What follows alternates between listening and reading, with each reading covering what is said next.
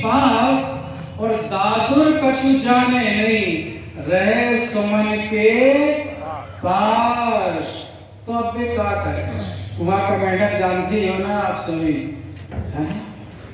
बहुत सुंदर। तो आइए, हमारे यहाँ के संस्थापक व्यवस्थापक परम पूज्य श्री संतोष साहब जी कबीर आश्रम जियनपुर अयोध्या से पधारे परम पूज्य संत श्री परीक्षा साहब जी, जिनकी सभा अध्यक्षता में कार्यक्रम रखा गया है। दूसरा श्रद्धेय संत श्री गुरुभूषण साहब जी कबीर आश्रम सूरत हमारे पास में विराजमान।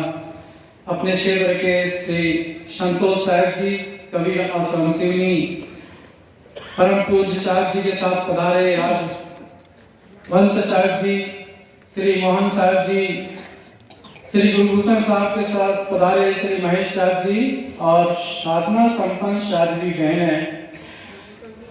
बारकनिष्ठ उपस्थित धर्म प्रेमी सज्जनों, भक्ति और शक्ति की स्रोत माता एवं बहनों, बड़े सौभाग्य से साल भर में ऐसा अवसर मिलता। क्या करे गुरु जी, गर्मी लग रही है, ठंडी के दिन आए तो ठंडी लग रही है, और वर्षा के दिन आए तो गुरु जी पानी गिर गया। ये सब बहाना है, कभी सर्दी कभी गर्मी, प्रकृति के नजारे हैं और प्यासे वो भी रह जाते जो दरिया के किनारे हैं।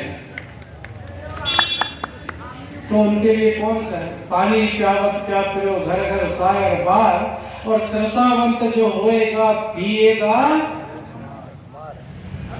तो जिनको प्यास लगी तो कितनी दूर से आ गए, और जिनको प्यास ही नहीं लगी है तो वो पास से ही नहीं आ सकते। तो आइए, सबसे पहली बात है हम कहीं कनेक्शन जोड़ें।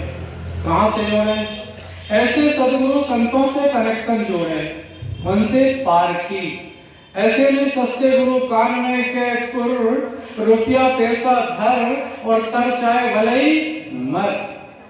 3 फूक फूक दिए खाली लोटा पैसा, और नाली में ढकेल दिए सुअर बना चाहे भैंसा। ऐसे गुरु से बचना है। गुरु पार की करी जब भूल और अज्ञान हमारी मिटेगी। भूल मिटे मिले गुरु पार की, पारक दे लखाई, कहे कबीर भूल की औसत पारक सबकी। एक पारक है, और पारक रूप आपका स्वयं है। कपड़ा खरीदने जाए, कोई बर्तन खरीदने जाए, कुछ भी खरीदने जाए तो परख के लेते हो तो वैसे लेते हो। और जहाँ ज्ञान की बात आ गई तो जहाँ भीड़ हो गई वहां चले गए। भीड़ किसकी होती है? भेड़ की भीड़। सदगुरु कबीर साहब कहते जहाँ भीड़ है वहां भेड़ है। भेड़ चाल कैसी गति संसार की, जो गागर की ठाहट, और एक पड़ा जो गड्ढा में सभी गड्ढा में जा। मैं बोलता नहीं, हमारे अयोध्या से पधारे साहब जी ये आपको बोलते नहीं है, इसलिए बोल दे रहा हूं थोड़ी देर। तो ऐसी भेड़ की टाट है, क्यों कि कमी है गुरु की। हमने गुरु नहीं बनाए, और गुरु तो बनाए होंगे कनकों का ढोल बजा, ऐसे पार की संत गुरु नहीं बनाए। तो इनसे जुड़ना है, पर कैसे बनाए गुरु को? गुण मिले तो गुरु बनाओ। गुरु कब बनाओ? सद्गुणी मिले। गुण मिले तो गुरु बनाओ, चित्त मिले तो चेला, और मन मिले तो मित्र बनाओ, वरना रहो मिलते हैं गुरु। कैसे बनाएंगे? नहीं मिलते। और किनके गुण मिलते, किनकी शक्ल मिलती, और किनकी अकल मिलती है। ध्यान देना, जिनकी अकल मिलती मतलब विचार मिलते, वो कौन होते मालूम आपको? मित्र मित्र होते जिनकी अकल मिलती है। जिनकी अकल मिलती है वे कौन होते हैं? मित्र होते। गंजेड़ी की अकल मिल जाती, शराबी की अकल मिल जाती, उनकी अकल मिल जाती, इसलिए वो मित्र होते हैं। जिनकी अकल मिलती है वो मित्र होते हैं, और जिनकी शक्ल मिलती है वे कौन होते हैं? भाई और बहन। उनकी शक्ल मिलती है, देखे होंगे आपने।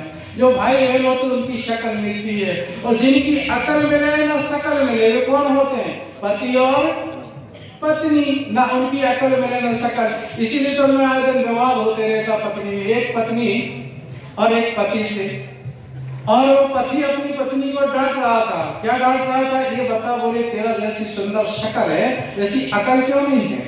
तो पत्नी भी बड़ी गजब की थी। उसने कहा जब शादी किए थे तो मेरी अकल देखे थे कि शक्ल? तो कहे हाँ शक्ल ही तो देखता था, अकल कौन देखता, अकल कोई देखता है क्या, कोई नहीं देखता। तो जिनकी अकल मिले ना शक्ल मिले वे पति और पत्नी होते हैं। आप सभी जानते पति भी ऐसे कम थोड़ी होते और पत्नी भी कम नहीं, जो पत ना रखे वही पत्नी है, वही पत्नी होती है। एक तो पति बीमार हुआ, बीमार होते ही बीमार हुआ, बीमार हो गया तो डॉक्टर के पास गए और डॉक्टर को दिखाने जब ले गए तो डॉक्टर ने कहा भाई बात तो ठीक है पर इनको खून की कमी है, देख तो ऊपर से बढ़िया रहा है लेकिन खून की कमी है, ब्लड की कमी है तो ब्लड लगेगा। अब ब्लड किसका लाए, कई लोगों का ग्रुप मिला गया, ग्रुप नहीं मिला। हुआ क्या कि पत्नी को बुलाए तो पत्नी का ग्रुप मिल गया, ए बी सी डी क्या क्या ग्रुप रहता पता नहीं, तो उसका ग्रुप मिल गया। अब जब ग्रुप मिल गया तो उन्होंने डॉक्टर ने साहब ने कहा भाई तुम्हारी पत्नी का तो ग्रुप मिल गया, पत्नी का खून लग जाएगा तुम्हारे को। तो पति ही कम नहीं था, क्यों नहीं मिलेगा, बोले 20 साल का मेरा खून पी रहे तो मिलेगा नहीं तो क्या होगा। अब बताओ पति और पत्नी में ऐसे हो गए, उनके संतान के संस्कार कैसे होंगे, होंगे अच्छे संस्कार। हमारी शादी की बड़ी अच्छी बात बता रही थी, संस्कार की बहुत बड़ी जरूरत है। संस्कार कहाँ से मिलते, घर से मिलते हैं। बाप बीड़ी पी रहा तो बेटा छोड़ेगा, बाप गाली दे रहा तो बेटा छोड़ेगा, बाप चोरी कर रहा तो बेटा छोड़ेगा। संस्कार तो हमारी खुली पाठशाला अपना घर है, पाठशाला में तो और चीज पढ़ाई जाती है लेकिन सारी व्यवहार सारे जीवन की बात कहाँ पढ़ाई जाती है, ये घर से पढ़ाई होती, पढ़ाई नहीं की जाती, ऑटोमेटिक सीख जाते हैं। मेरे पिताजी बीड़ी पीते थे, तंबाकू पहले रगड़ के पीते थे, मुझे कहते थे बेटा जला के ला, मैं जला के लाया तो मैंने कहा पिताजी पीते तो मैं भी तो देखूं, एक फूंक लगा करके देखा तो खांसी आ गई, तो उन्होंने घर से ही चला रमेश क्या कर रहा, रमेश तो मैं कहा कुछ नहीं ऐसे खांसी आ गई, बीड़ी का धुआं लगता, क्या बीड़ी पीता है। अब बताओ बाप कह रहा बीड़ी और पी रहा है और बेटा को डांट रहा है, कहीं मानेगा। घर ही पाठशाला है, घर ही हमारे संस्कार की जगह है, बाहर कहीं नहीं है, इसलिए संस्कार की बड़ी जरूरत है। अच्छा गुरु करो, गुरु पार्थी करो, मित्र बनाओ तो अच्छा सज्जन मित्र बनाओ, संग कैसा करने जैसा करे संग और वैसा चाहे, इस संगत की गुण है। सदगुरु कबीर साहब कहते संगत से सुख उपजे, कुसंगत से दुख होए, और कहे कबीर जहाँ जाइए जहाँ अपनी संगत होए।